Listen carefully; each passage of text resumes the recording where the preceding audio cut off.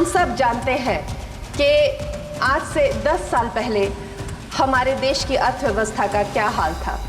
आज से 10 साल पहले हमारी संघर्षशील, जो एक चरमराती और एक लड़खड़ाती अर्थव्यवस्था जो कहीं 11वें-12वें नंबर पर थी और सारा देश जो है उसको लेकर चिंतित रहता था, पिछले 10 सालों में वो अर्थव्यवस्था 11वें से 5वें नंबर पे आई है और बहुत तीव्रता से जो है 3रे नंबर की तरफ जा रही है। यूं ही कोई इतना बेवफा नहीं होता, कुछ तो मजबूरियां रही होंगी और मजबूरी सिर्फ यही है कि वो सत्ता वाली कुर्सी बचानी है। कि जी 10 साल पहले ऐसे थे, 10 साल पहले ऐसा था। सर सिर्फ आंकड़ों से भारत आगे नहीं जाएगा। अगर पूरी दुनिया में भारत की पोजीशन देखनी है तो हैप्पीनेस इंडेक्स में हम 2016 में 118वें नंबर पर थे और अब 126वें नंबर पर चले गए। इतनी नफरत पंजाब से क्यों है? जिस पंजाब का बलिदान इतना बड़ा रहा कि देश को आजाद करवाने में भी हमारी 80% कुर्बानियां, और उसके बाद भी सर पंजाब के किसी गांव में जाइए, आपको कोई भी गांव में ऐसा नहीं मिलेगा कि जिस गांव में हमारे शहीद की मूर्ति ना हो, जिसने सरहद पर राखी करते अपनी जान कुर्बान दी। आज भी कोई दिन नहीं होगा कि तिरंगे में लिपटी लाश हमारे नौजवानों की हमारे गांव में, हमारे पंजाब में ना आती हो, और उसका आप जिक्र तक नहीं करते। जिस बात के लिए आप कह रहे हैं कि जी देश आत्मनिर्भर हो गया, आत्मनिर्भर हो गया, आत्मनिर्भर करने में भी सबसे बड़ा योगदान हमारे किसानों का है। और वो कोई ऐसे नहीं हुआ हमें मूल्य उतारना पड़ा, हमें अपना पानी बर्बाद कर लिया, हमें अपनी धरती बर्बाद कर ली। और पंजाब से कैंसर एक्सप्रेस ट्रेन जाती है सर राजस्थान, वो इसलिए जाती है क्योंकि देश का पेट भरने का काम पंजाब कर रहा है। गुरमीत सिंह मीत हैर जी, गुरमीत सिंह जी। धन्यवाद सभापति जी, आपने मुझे अपनी बात रखने का मौका दिया। और सभापति जी, मैं शुरुआत, क्योंकि पूरे बजट में मेरे प्रदेश पंजाब का जिक्र तक नहीं किया गया, मैं विरोध दर्ज करवाते हुए बात अपनी शुरू करना चाहूँगा। सभापति जी, जब मैं स्कूल में पढ़ता था तो दीवारों पे एक नारा लिखा रहता था, हम दो हमारे दो। और पूरे देश के लोग जानते हैं कि पिछले 10 साल 2 साहब की सरकार चल रही थी। अब उन 2 साहब के कंधों पर और 2 लोग बैठ गए हैं और वो पुराना नारा पूरी तरह फिट हो गया कि हम दो हमारे दो। सभापति जी, चलो ये तो पुराना नारा है, एक नया नारा इस सरकार का, सबका साथ सबका विकास। लेकिन मुझे लगता है कि वो नारा भी 2 का विकास, बाकी सबका सत्यानाश इस बजट में सारा कुछ दर्शाया जा रहा है। सभापति जी, जिस दिन इलेक्शन का रिजल्ट आ रहा था तो स्वाभाविक है सारे लोग अपना देख रहे थे और पूरे देश का भी देख रहे थे कि क्या बन रहा है, किसकी सरकार बन रही है। और जब बीजेपी की सुई 230 और 40 के बीच अटकी हुई थी तो हम सोच रहे थे कि 5-10 और कम हो जाएं और कम हो जाएं। लेकिन अब मैं कहता हूं भगवान का शुक्र है कि आपकी 240 आ गई।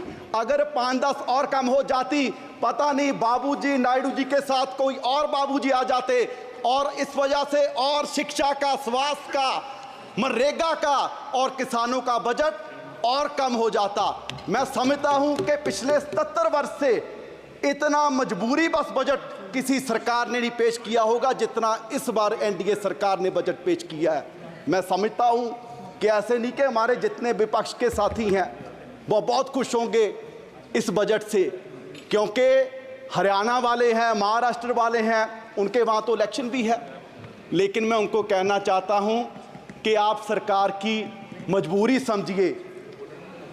यूं ही कोई इतना बेवफा नहीं होता, कुछ तो मजबूरियां रही होंगी और मजबूरी सिर्फ यही है कि वो सत्ता वाली कुर्सी बचानी है और उसके लिए कुछ भी करना पड़ जाए। और उसके लिए आपने अपने बजट में जो 4 बातों का जिक्र किया है कि युवा का, किसान का, महिलाओं का, गरीबों का ख्याल इस बजट में रखा गया है।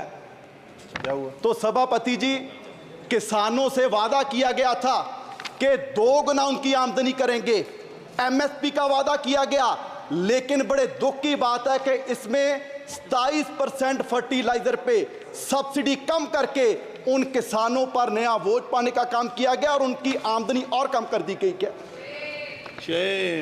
आपने कहा कि गरीबों की सरकार है और गरीबों को सबसे बड़ा बेनिफिट पूरे देश भर में अगर मिल रहा था तो मनरेगा से मिल रहा था, और उसका भी बजट कम कर दिया। और उसमें जो महिलाओं की बात इसमें की गई है, सबसे ज्यादा महिलाएं ग्रामीण क्षेत्र से अगर कहीं से उनको इनकम है तो मनरेगा से है। सो बड़ी शर्म की बात है, आपने ना गरीबों को छोड़ा ना महिलाओं को छोड़ा। और उसके बाद युवा की बात की गई। सर, आपके ही इकोनॉमिक सर्वे में जिक्र किया गया कि भारत क्योंकि युवा देश है, यंगिस्तान है, तो यहाँ एआई पर हमारे रिसर्च नहीं हो रहा। जितने रिसर्च पेपर्स हैं, अगर हम अमेरिका से कंपैरिजन करें, चाइना से कंपैरिजन करें, तो हम बहुत पीछे हैं। तो उस पर फंड देने की जरूरत थी। पर सर, बड़े दुख की बात है कि आपने आईआईटीज का बजट कम कर दिया, आईएमएम्स का बजट कम कर दिया। क्या इस तरीके से हम देश को आगे लेके जाएंगे? हम बात कर रहे हैं, मैडम भी बोल रही थे कि जी 10 साल पहले ऐसे थे, 10 साल पहले ऐसा था। सर, सिर्फ आंकड़ों से भारत आगे नहीं जाएगा। अगर पूरी दुनिया में भारत की पोजीशन देखनी है तो हैप्पीनेस इंडेक्स में हम 2016 में 118वें नंबर पर थे और अब 126वें नंबर पर चले गए। ग्लोबल हंगर में हम 111वें नंबर पर हैं 125 देशों में। और जिन हमारे जो पड़ोसी देश हैं, जिनको हम मुल्क भी नहीं समझते हो, वो भी हमारे देश से आगे निकल रहे हैं। और सबसे हैरानी की बात सभापति जी आपको होगी, एक रिपोर्ट के एनवायरमेंटल परफॉर्मेंस इंडेक्स 180 देशों का सर्वे किया गया और बड़े दुख की बात है कि हम 180वें नंबर पर हैं। एक देश भी हमसे पीछे नहीं। और हम कह रहे हैं कि जी हम विश्व गुरु बनेंगे। सर, सिर्फ बातों से विश्व गुरु नहीं बनेंगे। पूरे देश के हालात ये हैं कि 140 करोड़ की पॉपुलेशन में सिर्फ 4.25 करोड़ लोग हैं जिनकी सैलरी, जिनकी कमाई महीने की 25,000 से ज़्यादा है। आप सोचिए, जिनकी 25,000 से महीने की सैलरी कम है, क्या वो किस तरह का कोई सम्मानजनक जीवन वो व्यतीत कर रहे होंगे? यहाँ पर माननीय वित्त मंत्री जी ने बड़े गर्व से कितने बार पता नहीं कहा कि जी 85 करोड़ लोगों को हम राशन दे रहे हैं, 85 करोड़ लोगों को राशन दे रहे हैं। ये कोई गर्व की बात नहीं, मुझे लगता है कि सरकार के लिए शर्म की बात है कि पिछले 10 साल में आप 85 करोड़ लोगों को गरीबी से बाहर निकाल पाए और आप इसकी चीज को बड़े गर्व से बता रहे हैं। बैजा बैजा बैजा, ओ बैजा, ओ बैजा बैजा। और सर, बैजा, ऐसे देश आगे नहीं बढ़ेगा। और सर, अगर मैं लास्ट में अपने क्षेत्र पंजाब की बात करूं, क्योंकि सर वैसे तो किसी प्रदेश का ध्यान नहीं रखा गया, अगर मैं पंजाब की बात करूं, सर फ्लड्स के लिए बजट आपने लॉट किया। आपने कहा जी असम में फ्लड्स आए, बिहार में फ्लड्स आए, उत्तराखंड में फ्लड्स आए, हिमाचल में फ्लड्स आए। क्या सर पंजाब देश का हिस्सा नहीं है? जो बारिश उत्तराखंड में हुई, हिमाचल में हुई, क्या वो पहाड़ों में रुक जाएगी? वो सारी बारिश का पानी पंजाब में आया और 1680 करोड़ का नुकसान पंजाब का हुआ। सर, मैं उस समय इरिगेशन मिनिस्टर था, मैं तरन गया, मैं कपूरथला गया, मोहाली गया, रोपड़ गया और हमारे वहां सर क्षेत्र में ऐसा माहौल बन गया कि 3-3 फुट मिट्टी चढ़ गई। और वहां मैं दावे से कह सकता हूं कि अगले 20 साल भी वहां खेती नहीं हो सकती। और सर 2 मिनट। और सर, मैं पंजाब के पॉइंट ऑफ व्यू से कहूं, इतनी नफरत पंजाब से क्यों है?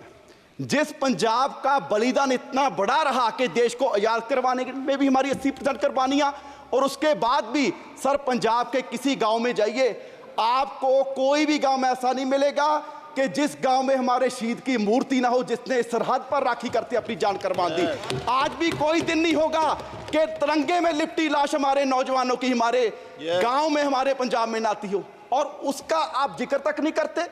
जिस बात के लिए आप कह रहे हैं कि जी देश आत्मनिर्भर हो गया, आत्मनिर्भर हो गया, आत्मनिर्भर करने में भी सबसे बड़ा योगदान हमारे किसानों का है। और वो कोई ऐसे नहीं हुआ, हमें मूल्य उतारना पड़ा, हमें अपना पानी बर्बाद कर लिया, हमें अपनी धरती बर्बाद कर ली। और पंजाब से कैंसर एक्सप्रेस ट्रेन जाती है सर राजस्थान, वो इसलिए जाती है क्योंकि देश का पेट भरने का काम पंजाब कर रहा है। और आप उसके लिए हमें दे क्या रहे हैं? हमारी झांकियां तक आपने 15 का 26 जनवरी में से निकाल दी। सो सर, मेरी मांग है कि पंजाब को स्पेशल पैकेज दिया जाए, हमारी इंडस्ट्री बर्बाद हो रही है उसके लिए स्पेशल पैकेज दिया जाए।